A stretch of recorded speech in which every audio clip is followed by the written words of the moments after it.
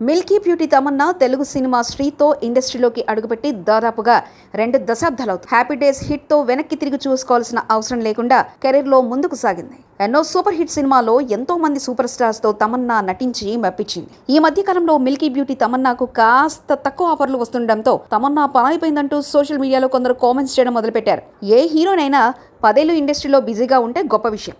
కానీ తమన్నా 2 దశాబ్దాలుగా ఉంది. ఇన్నాళ్ళు ఆమెకు సినిమాలో ఆఫర్లు రావడం గొప్ప విషయం. ఇక ఆమె సైలెంట్ గా సైడ్ అయ్యి ఫ్యామిలీ లైఫ్ లో సెటిల్ అయితే మంచిదంటూ కొందరు ఉచిత సలహాలు కూడా ఇవ్వడం మొదలుపెట్టారు. కానీ తమన్నా మాత్రం వాటిని పట్టించుకోకుండా వచ్చిన ప్రతి ఆఫర్ను సద్వినియోగం చేసుకుంటూ సత్తా చాటుతూనే ఉంది. ఒకవైపు హీరోయిన్ గా నటిస్తూనే మరోవైపు ఐటమ్ సాంగ్స్ చేస్తూ మరోవైపు వెబ్ సిరీస్ లో నటిస్తూ వచ్చింది. చివరకు మ్యూజిక్ వీడియోస్ కూడా తమన్నా కనిపించింది. తాజాగా ఈ అమ్మడికి మరో బిగ్ ప్రాజెక్ట్లో ఛాన్స్ దక్కింది.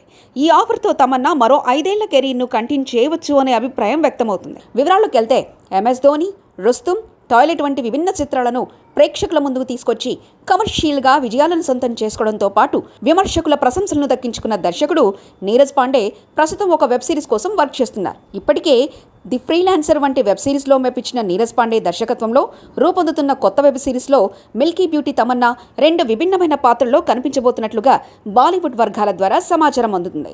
ముంబైలో జరిగే క్రైమ్ కథతో ఈ వెబ్ సిరీస్ను దర్శకుడు రూపొందించబోతున్నాడు. ప్రస్తుతం ప్రీ ప్రొడక్షన్ వర్క్ జరుగుతున్నాయి.